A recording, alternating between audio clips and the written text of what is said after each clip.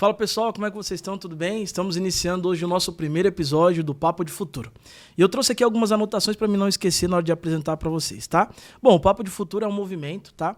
Onde a gente traz aqui pessoas que inspiram o Paulo, que possa também te inspirar e que traga informações, insights para vocês e até conteúdos relevantes para que você possa se desenvolver, tanto na parte pessoal, tanto na parte profissional. Aqui a gente aborda 3 assuntos específicos, tá? Primeiro, a gente fala muito sobre empreendedorismo. Nós sabemos como os jovens de hoje, as pessoas, elas querem saber mais sobre o que é empreender e a gente fala para você que não é um mar de rosas, mas é possível, tá bom? Segundo assunto importante, educação. Uma coisa que eu sou fã, que eu sou apaixonado, que toda a minha família é apaixonada e que a gente possa aqui contribuir muito para que você possa aprender, se desenvolver, tá bom? E o terceiro, juventude, um assunto fundamental que eu acredito que a nossa geração, sem a qualificação da nossa juventude de hoje, no futuro bem próximo, nós estaremos assim bem caoticamente falando, tá? Então, esses 3 assuntos são importantes, assuntos que nós abordamos aqui. Eu espero que você possa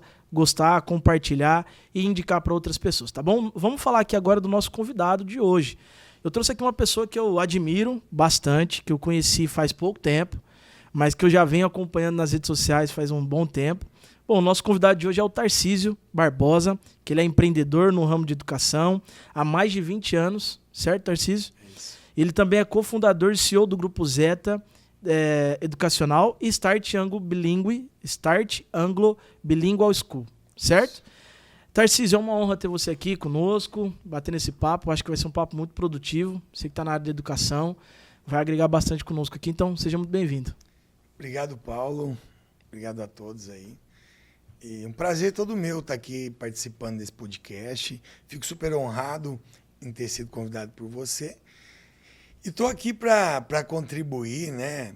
Trocar um pouco de experiência, aprender um pouco com você. Você vai aprender um pouco também com as nossas experiências. Enfim. É isso.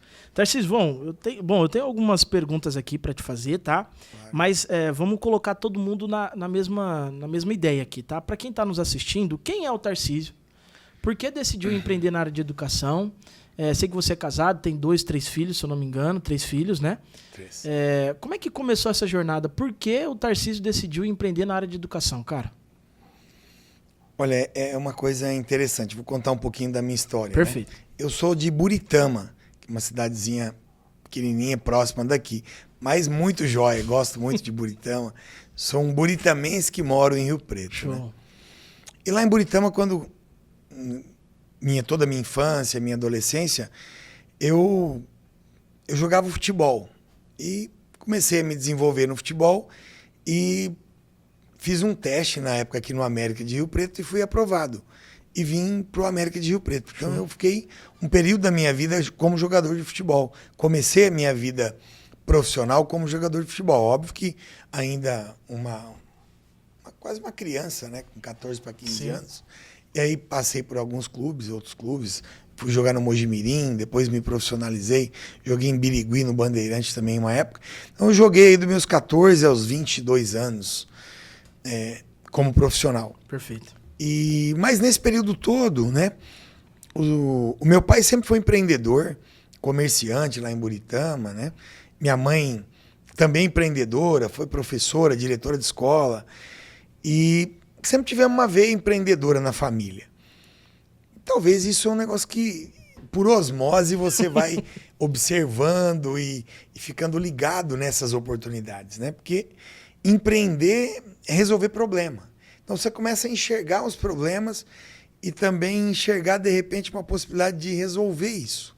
Perfeito. E isso é empreender. E quando eu no meu finalmente assim de jogador de futebol profissional, eu fiz ciências contábeis.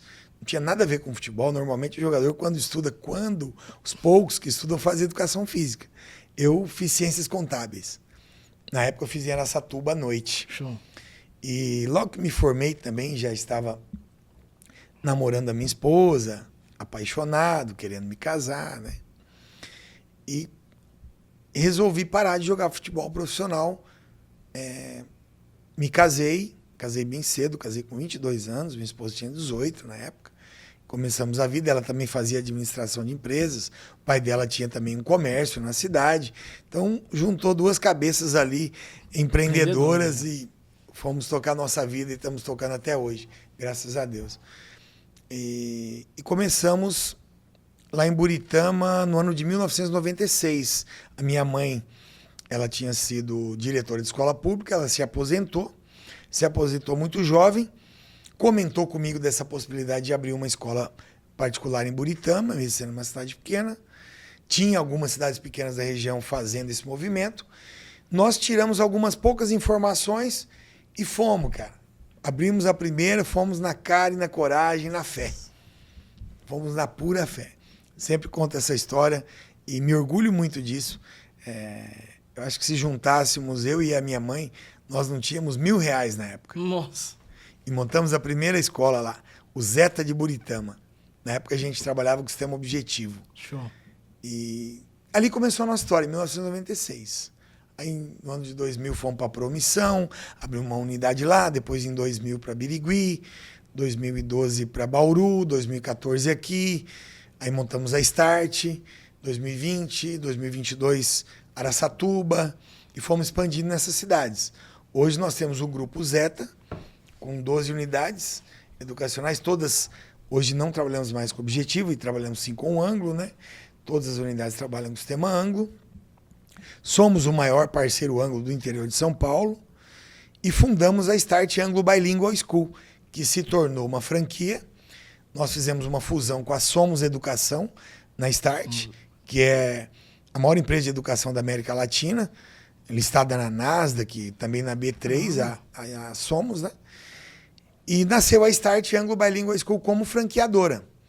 Nós finalizamos agora o ano de 2024, né? A franqueadora fundou em 22. Certo. A Start foi fundada em 2020, a franqueadora nasceu em 22. E no final de 24, né, passado 2 anos, nós comercializamos até agora 40 unidades. Tudo é modalidade Start Anglo. Tudo Start Anglo Bilingual School, que é uma escola de período integral, bilíngue, de alta performance, com foco em cultura maker, empreendedorismo, tecnologia, esporte.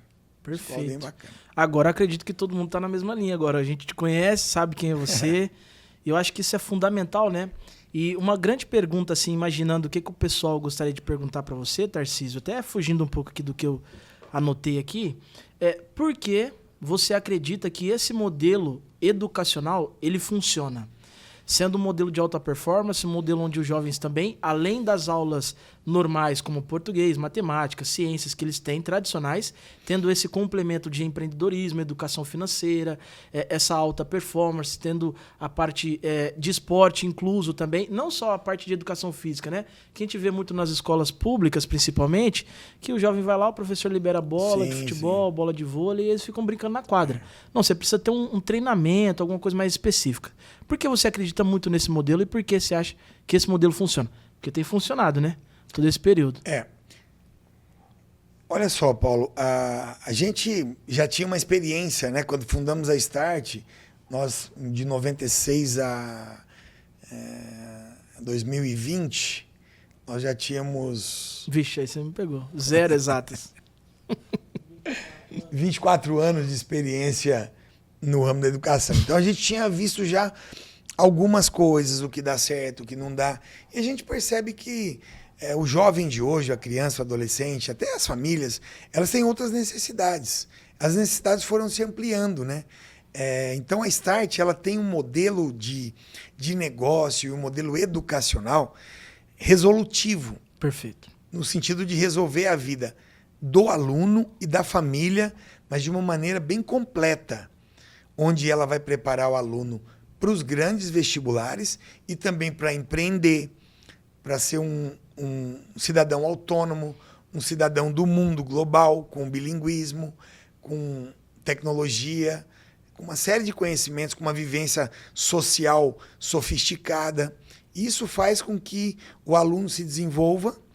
As famílias mais antenadas, elas observam isso. Perfeito. Né?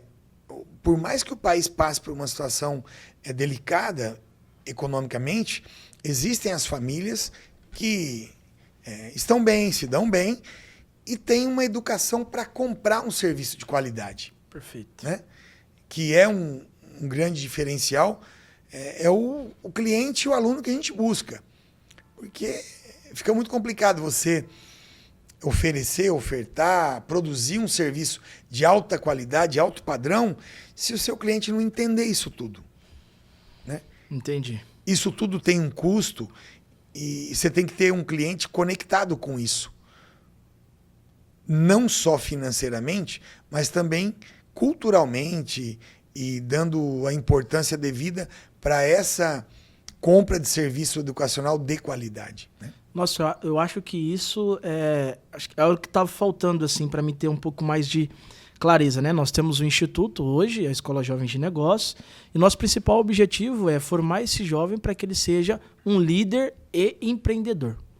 Um líder aonde? Um líder na comunidade, um líder no mercado de trabalho, um líder dentro de casa, um líder. Sim. E um empreendedor para quê? Para que ele resolva todos os problemas. Quais problemas, Paulo? Problema social, problema econômico, qualquer problema. Entendendo que ser empreendedor não é só ter um CNPJ. Ser um empreendedor é ter um estado de espírito, né? Empreendedor, um resolvedor de problemas, tá? E aí, a nossa grande dificuldade que eu vejo isso é nessa clareza que você falou, que esse cliente, entre aspas, que é o nosso aluno e a família desse aluno, não consegue compreender o quão importante é uma educação de qualidade. Não quer dizer que o valor é muito caro, não. Quer dizer que é uma qualidade e por isso o valor dela é caro. Né? E olha só, a gente entrega tudo de graça. Então não tem valor. Né? Não tem preço, na verdade. Tem um valor muito bom, muito alto, só que as famílias não conseguem compreender. E aí eu vejo as pessoas, o Tarcísio, muito deprimentes, muito desanimadas, e elas culpam todo mundo, menos elas mesmas. E aí eu queria entender se também isso acontece, né, no teu ramo de atuação, que é um público muito classe A, B ali, se eles também têm esse processo de que você tem que conscientizar de quão é importante o filho dele aderir àquele conhecimento, aquela a habilidade que ele vai ter dentro da sua metodologia. Passa por isso ou não? Eu só vejo isso mesmo nas classes mais baixas. Como é isso lá? Também passa por isso, Paulo, porque eu acho que isso tem a ver muito com o estado de espírito, né, do ser humano, né? Eu até na minha apresentação eu tinha me esquecido, mas para mim isso é uma coisa tão natural, né? Eu sou um cristão convicto, né? Então eu busco ser um seguidor de Cristo, creio na palavra de Deus e procuro pautar a minha vida e os meus negócios dentro dos princípios cristãos. E como cristão, que crê num Deus vivo e poderoso, eu tenho que sempre acreditar e não colocar desculpa, não arrumar desculpa para situações, por isso, por aquilo outro. Eu dou o meu próprio exemplo. Eu comecei os meus negócios numa condição absolutamente desfavorável, assim, não tive herança, não tive nada. Fui na raça, na fé, na honestidade, na coragem, e as portas vão se abrindo. É impressionante. Faça isso, se prepara. Eu acredito muito na preparação, né? Porque as oportunidades, tem uma palavra na Bíblia que diz o seguinte, que as oportunidades elas surgem para justos e injustos. Show. Né? Então, você tem que estar preparado. Muita gente às vezes reclama, puxa, né? Eu vejo muita gente que tem uma classe social inferior, nossa, mas aquele cara, né? Puxa vida, também acontece as coisas para ele, isso, aquilo. A oportunidade vai bater na porta desse cara também, menos favorecido. Só que ele tem que estar preparado. Às vezes a oportunidade bateu na porta daquele cara do injusto, que a própria palavra de Deus fala, só que ele estava preparado. Perfeito. Ele aproveitou e socialmente ele está se dando bem. Entende? Então, acho que o pior caminho é reclamar, é murmurar, né? Tem que erguer a cabeça, cara, e eu acredito nisso. Eu li um livro do Caio Carneiro, que se chama Seja Foda. Até falei dele ontem aqui, pro pessoal, que a gente tava conversando e tal. E tem uma parte que ele fala, a única coisa que não pode ser feita é você achar que nada pode ser feito. Então, pra mim, a única coisa que eu posso fazer nessa situação difícil é eu achar que eu não posso fazer nada. E aí, de fato, eu não vou fazer nada e eu vou continuar nessa situação que eu estou, né? Eu acho que... tem dúvida, eu tenho certeza que as coisas acontecem pra quem tá caminhando. E aí tem uma grande diferença, né? Entre caminhar e correr. Quem caminha sabe aonde vai chegar. Quem corre não tem medo de tropeçar. Só que ele acaba caindo num buraco. Aí depois ele não tem força para se levantar. Então a pessoa ela não tem pressa para chegar. Ela sabe que ela vai chegar. Então ela continua caminhando e as coisas vão acontecendo no caminho, isso. Né? Acho que é isso que aconteceu com você. Você tem que ter coragem, né? Eu acho que essa palavrinha coragem ela é muito significativa na vida do empreendedor. Você tem que ter coragem, só que coragem não é loucura. Coragem é dar o passo, sabe? É se atirar. Mas óbvio, né? Praticando os comportamentos ali de um empreendedor de sucesso, que é buscar oportunidade, calcular o risco, analisar o cenário, né? Perfeito. Vamos lá. Tarcísio, falamos de liderança, falamos um pouquinho de empreendedorismo, você é um pai de família, acho que não tem como ser líder fora sem ser um grande líder dentro de casa, para sua família. E conectando, né, também o seu líder familiar, o seu líder pai, o seu líder marido e o seu líder empreendedor, dono de negócio. Se pudéssemos listar 3 a 5 características de um bom líder, quais seriam essas características na sua visão? 3 a 5 características, tá? Boa. Pergunta difícil, hein, Paulo? Porque é muito desafiador. Confesso que eu me esforço bastante para ser um líder lá em casa, né? Tenho muitas falhas, é um processo de melhoria contínua, né? É a minha luta diária comigo mesmo, né?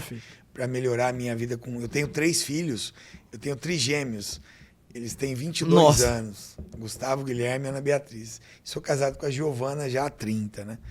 Então, me esforço muito para ser um bom marido, um bom pai, né? Mas as características primordiais que eu acho que eu procuro praticar na minha vida características de honestidade, transparência, de ser uma pessoa correta, de ser uma pessoa esforçada, porque eu não sei se eu vou vencer ou vou perder, cara, mas que eu vou dar o meu tudo, eu vou dar, sempre, né? Isso eu trago muito do futebol. Posso até perder o jogo, cara, mas eu vou perder lutando, hein? Sabendo que você guerreou, né? Dei meu tudo e mais um pouco. Então eu procuro deixar essa mensagem diária para os meus filhos aí, sempre tive isso em mente, né? Meu filho pode achar tudo do papai, menos que o papai é preguiçoso e desonesto, porque são 2 coisas que eu primo muito.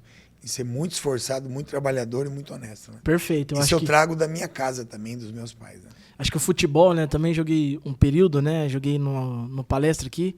Antes era o professor Maisena que me treinava. E essa disciplina, né? Essa vontade de você querer cada vez mais, de você... E você entender, né? Que a disputa ela é contigo. Ela não é com fulano de tal, é contigo, é com você. É isso. Todos os dias, né? Levantar dia após dia, lutar e se esforçar e se dedicar e ir atrás. Eu acho que o esporte ele tem muito disso, né? Primeiro ele molda um bom ser humano, uma pessoa de caráter, uma pessoa de valor, de princípios, que tem muita disciplina, muita resiliência. Acho que se pudesse dar um conselho pra galera, faça algum tipo de esporte, né? E principalmente esporte de competição, que ele molda as pessoas, né? Com certeza, Paulo, com certeza. Eu ainda sonho que eu tô jogando bola, né? Então, quem jogou bola é difícil, né? Difícil. Ou qualquer esporte difícil. Isso aí a gente vai ser um eterno boleiro, né? Perfeito. Eu vou na minha cidade, já tenho 53 anos de idade, chego lá, a primeira pergunta que a pessoa me faz, e aí, tá jogando? Então, não vai perder nunca, não tem né? jeito, né, cara? E isso aí, eu trago uma herança muito boa pra minha vida, de aprendizagem, de tudo, né? Do futebol. Jogo a minha bolinha até hoje aí com a minha galera do Racha lá do Monte Líbano. Então. Faz uns golzinhos lá, uns negocinhos. De vez em quando. Muito bom. Bom, se você tá gostando e ficou aqui conosco até agora, por favor, comenta aí, curte, compartilha, manda para mais pessoas, pros seus amigos. Eu acho que... Acho não, tenho dúvida. Quem acha tem dúvida, eu tenho certeza, né? Que se você tá gostando, encaminhe aí para mais pessoas, seus amigos, eles têm que ouvir esse bate-papo, porque o Tarcísio é uma pessoa que, no ramo educacional, como ser humano, como um baita do empreendedor, dá de 10 a 0 em muitas pessoas e cabe a nós, né? Sentarmos para ouvir, porque quem não senta para ouvir não está pronto para levantar para ensinar. Então tem que aprender, tem que ouvir, tem que aprender com pessoas que já caminharam aí, né, Tarcísio? Então nós somos novos aí, temos muita coisa para aprender. Tarcísio, vamos... Bom, eu tenho uma outra pergunta aqui e aí eu quero fazer um comparativo, tá? Não sei se você já conhece, acredito que sim. Eu sou muito dessa área do modelo educacional público, né? Eu estudei em escola pública e tudo. Acredito que você também. Ou não? Sim. Sim. E o que eu vejo é que ele ainda é o mesmo da década de 40, 30, 50. Ele não mudou. Claro que ele tenta se aprimorar em alguns aspectos, só que ele ainda é o mesmo. E aí quando a gente vai para o modelo atual de hoje, né? Que é o modelo PAN, de escolas estaduais, que é o que eu conheço mais. Minha mãe também é professora, só que ela é do Ensino Fundamental 2. Nós vemos um retrocesso muito grande, principalmente na qualificação dos professores. O professor está jogado às traças, ele não tem qualificação, ele não tem apoio algum, e se ele reprova um aluno, é tirado do salário dele ainda. Então tem essas questões muito complicadas, muito complexas. Como você, um baita do empreendedor na parte de educação, como você avalia esse cenário e fazendo uma trajetória de 10 anos, tá? Como você vê o cenário educacional do Brasil nessa trajetória sendo desvalorizado, sendo cada vez mais caindo nos rankings de vários países, perdendo para a África do Sul, perdendo para cada vez mais países. A gente não tem uma qualificação boa dos professores, os alunos não estão sabendo mais ler, não estão sabendo escrever, enfim. Como é que você vê isso, né, essa análise geral, e como é que você vê o crescimento do modelo educacional daqui a 10 anos, nesse processo? E seria uma análise só do ensino público ou do ensino privado Os também? dois. Primeiro trazendo do ensino público, dessa desvalorização, depois trazendo do ensino privado. Tá bom. O ensino público, qualquer trabalho público, né, Paulo? É a gente que trabalha na iniciativa privada, que a nossa régua é sempre a meritocracia, ninguém tem estabilidade, se tiver bem, continua, tem que ir melhorando, tem que ir evoluindo. É avaliado o desempenho ali periodicamente, quem não está bem é desligado. Isso coloca uma, entre aspas, pressão boa no profissional, que ele precisa evoluir e entregar cada vez mais qualidade no que ele está fazendo. Perfeito. O problema da rede pública, na minha opinião, é a estabilidade. A estabilidade de trabalho faz com que uma boa parte, tem profissional que continua entregando qualidade, tendo estabilidade ou não. Uhum. Mas tem uma boa parte que senta em cima da estabilidade. E aí fica complicado. Imagino o que não sofre os gestores, os coordenadores, os diretores, que precisam exigir um alto desempenho do professor, mas ele não tem autonomia nenhuma para desligar, por exemplo, um professor, porque o professor não entrega. E aí? Nossa. Então, quem que toma o maior prejuízo lá na ponta é o aluno. E quem toma o maior prejuízo no final é o país. Não é? Não, eu concordo. E na rede privada é o contrário. Né? É óbvio que a rede privada também precisa melhorar a sua gestão, porque educação é um serviço sofisticado, é um profissional bem remunerado, tem que ser bem remunerado, é um profissional que tem que estar feliz, tem que estar trabalhando, né, com tranquilidade, e para isso a relação também tem que estar comercial ali entre quem compra o serviço e quem entrega tem que ser saudável, para tudo acontecer de maneira ok, mais do que satisfatória, né? Que o aluno consiga chegar de uma forma na escola e sair super evoluído e desenvolvido e pronto para fazer sucesso na vida. Isso é o que eu enxergo de educação de qualidade. Infelizmente, na rede pública tem esses problemas. Mas mesmo com todos os problemas, ainda tem alunos excepcionais na rede pública que vai com ou sem o professor. É meio que aquele aluno autodidata que ele Bota que pra rachar. voa se ele estiver estudando em casa, né? Perfeito. Pegando um adendo a isso, eu estudei com uma professora chamada Marliette, se eu não me engano, professora de português. E aí ela sempre pegava o livro e falava, pessoal, copia aí essa página e beleza. E aí um dia eu cheguei nela e falei assim, professora, quanto tempo faz que a senhora tá na escola? Faz 30 e poucos. Aí eu entendi. Faz 30 e poucos anos.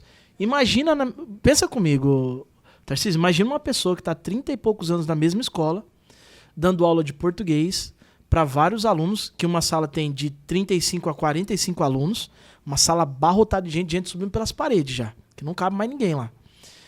Tendo que dar aula. No primeiro mês, nossa, ela vai entregar o baita do conteúdo. No segundo ano, top. No terceiro ano, coisa linda, vai mantendo. No quinto já começa. Por quê? Porque ela também está sobrecarregada. Ela também, né, já está numa fase que ela não aguenta mais. E aí você não pode mandar esse profissional embora. E contratar um mais novo. Não, mais novo quer dizer mais qualificado? Não, mas quer dizer que tem um pouquinho menos de bagagem e que está pronto para fazer o negócio acontecer. Que ele quer dar resultado, senão ele vai ser mandado embora. E essa falta de comparação, as pessoas acham que comparação é ruim, comparação é necessária. Porque quando você vai entregar um currículo, a primeira coisa que eles fazem é o quê? Te comparar o outro com o outro candidato. Com certeza. Deixa eu ver, que curso que você fez, que faculdade que você fez. O outro fez faculdade em Harvard. O outro fez faculdade em tal lugar. Opa, você está desqualificado. A comparação ela é necessária. E isso foi se perdendo ao longo do processo na rede pública. Minha mãe é professora e às vezes eu converso com ela. Mãe, quanto tempo faz que o pessoal está lá? 25 anos. Mas eles estudam inteligência artificial? Não, eles não querem saber disso não, meu filho. Você está nem preocupado com isso. Mas isso é o futuro, isso é o agora, é o presente. Se não inserir isso na educação... mas Paulo, o pessoal, eles têm que seguir um padrão exigido pelo... Eu entendo muito bem disso. Mas eu acho que dá para introduzir aquilo que eu tenho de metodologia, que o governo me passou, e colocar alguns incrementos, né? Sair do padrão. Acredito que o senhor faz muito isso como gestor, avalia a metodologia da sua empresa para que os professores ali tenham um conteúdo de qualidade. Com certeza. Como é essa avaliação? E se você identifica que o profissional ele não está indo bem, não está entregando aquilo que foi acordado entre ambas as partes, como é que é feita essa parte de desligamento? Eu sempre falo, né? Como eu nasci jogador de futebol, entendo um pouco mais de futebol do que do resto das coisas, né? E o futebol ensina muito a gente. Se você olhar o que faz um treinador de futebol, por exemplo, qual é o descritivo de função, qual que é a primeira função do treinador, é desenvolver os jogadores. Certo. Que jeito que ele desenvolve? Vai de manhã, vai à tarde, vai todo dia no treino, vai no campo, orienta como o jogador se comporta, como ele bate na bola, tal. Ele orienta tecnicamente, depois bate um papo, orienta psicologicamente, motiva, dá uma dura quando precisa, enfim, é assim que ele leva e desenvolve um time. É isso. E um detalhe que você falou, né? Por mais que um time seja organizado, vamos pensar no Palmeiras.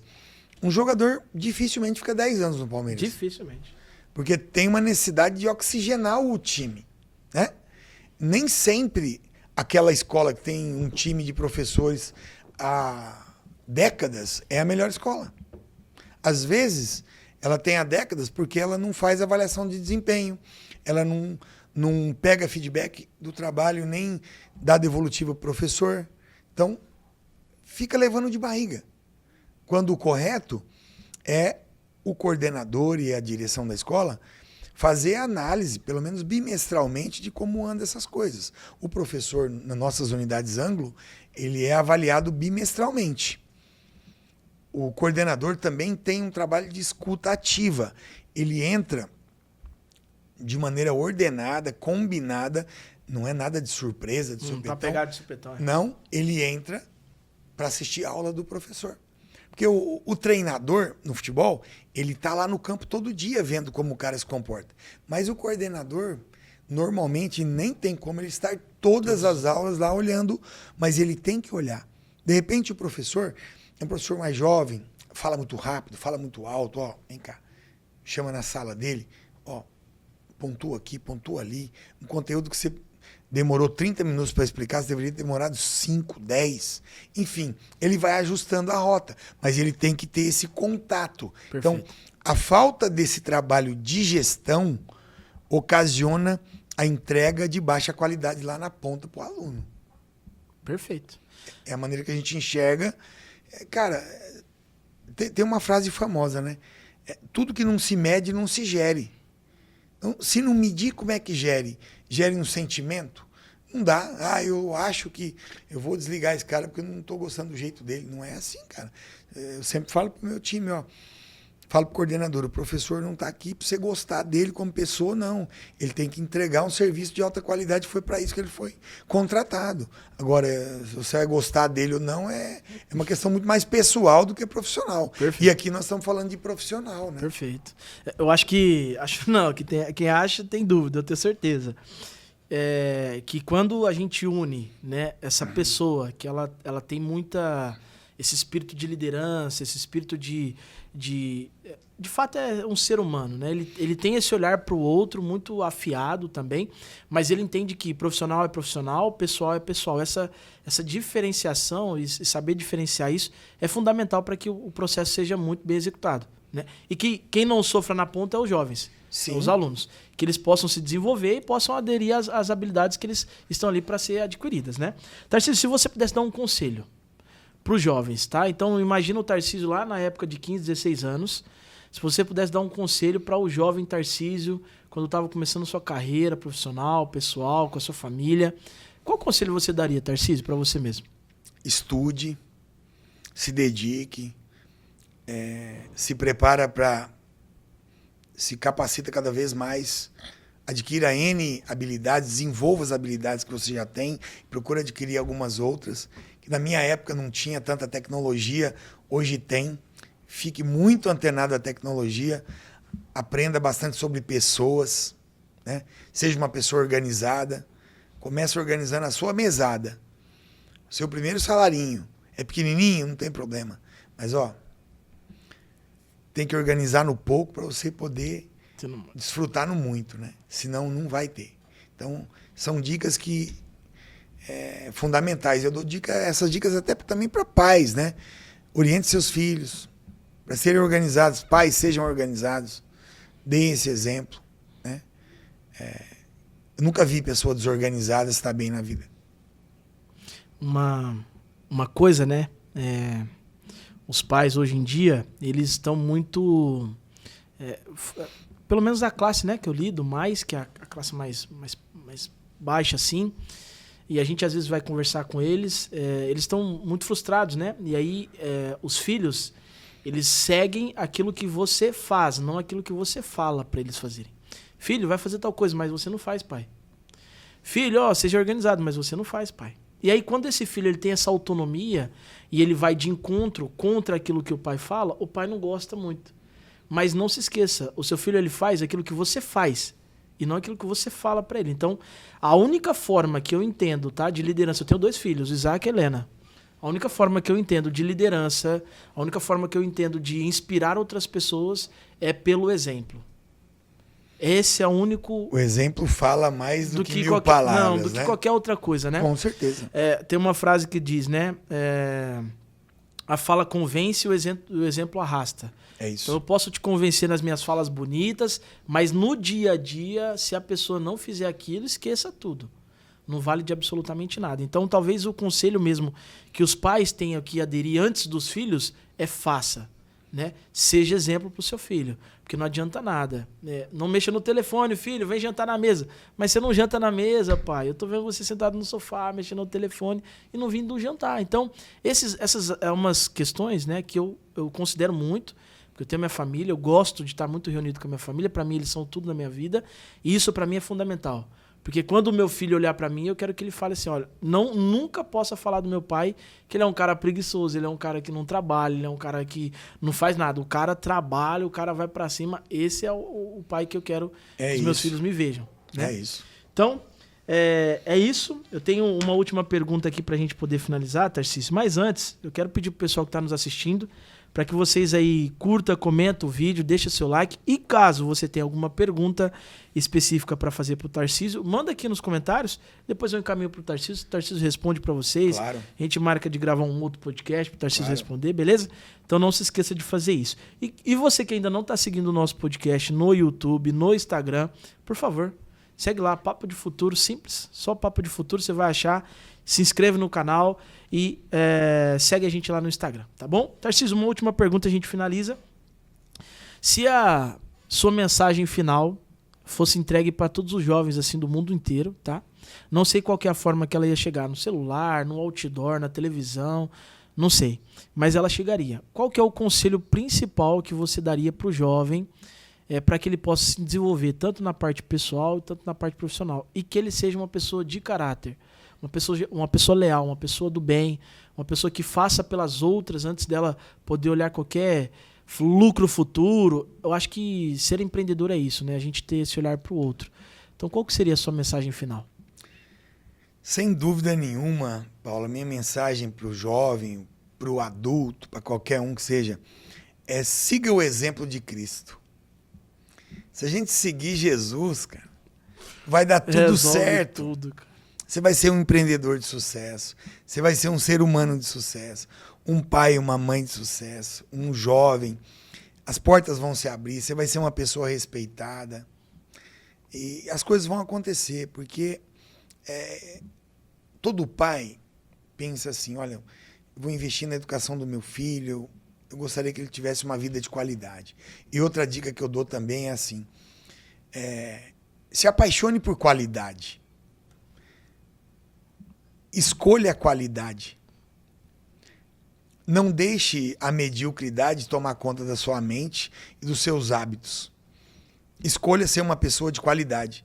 Viver com qualidade não significa ser rico, milionário. É viver com qualidade, fazer as escolhas pela qualidade. Então, isso vai garantir para você coisas muito boas. Pode ter certeza. Muito bom, nossa. Se apaixone pela qualidade. Muito bom isso. Muito bom. Tarcísio, obrigado. Obrigado mesmo pela tua humilde honra de estar aqui conosco. Acho que esse papo ele é fundamental. De novo, acredito que esse conhecimento ele tem que ser cada vez mais disseminado para muito mais pessoas. Acreditamos que essa forma, né, de bate-papo, de podcast, é um dos caminhos, mas existem vários outros. E o meu conselho que eu pudesse deixar aqui para os jovens é: faça bons relacionamentos. Eu acredito que nenhuma pessoa é muito bem sucedida se ela não tiver pessoas muito bem relacionadas ao lado dela. Então, faça bons relacionamentos, né? Seja essa pessoa. Com certeza, Paulo. Você falou um ponto aí, eu tinha até não falado sobre isso, mas o mundo é todo conectado, né? O mundo é todo conectado. Qualidade com qualidade, pessoa boa com pessoa boa, né? O joio se aparta do trigo. Perfeito. Então, criar bons relacionamentos e até um alerta assim sobre networking, por exemplo, né? Networking é uma palavra e um jeito de relacionamento que as pessoas estão em alta, as pessoas falam, olha, eu quero ir em tal lugar para ter um network. Network, não esqueça, network é quando você colabora e é colaborado. Tem gente que encosta em determinada pessoa, em determinado grupo. Eu vou lá em tal lugar porque eu preciso fazer networking lá. Mas, cara, network não é você se aproveitar da situação. Você tem que ter conteúdo também para colaborar. Perfeito. Então, é uma via de mão dupla. Você recebe e entrega e recebe.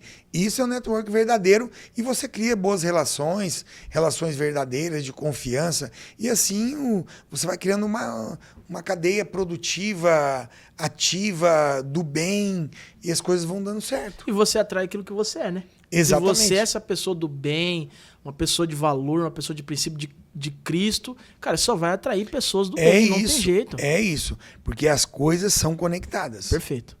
É isso. Obrigado mais uma vez. Eu que honra, agradeço. cara. Que honra. Obrigado. Obrigado mesmo. Obrigado por você ter vindo.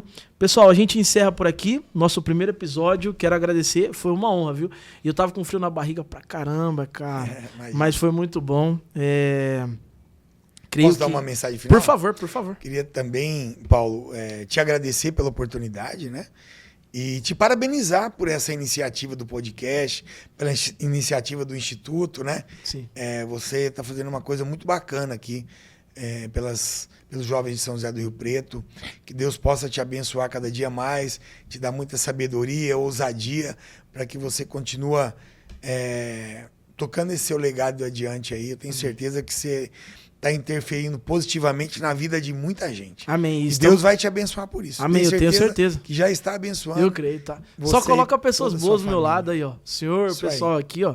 E a gente tá indo para outros municípios, né? Então nós temos aqui em Rio Preto, nós temos uma turma em Nova Aliança, estamos abrindo outras turmas em outros municípios. Parabéns. Isso é muito bom. Então Deus vai sempre dando os caminhos, a gente vai só caminhando. É isso aí. Amém. Obrigado, viu, mais uma vez. Pessoal, tamo junto.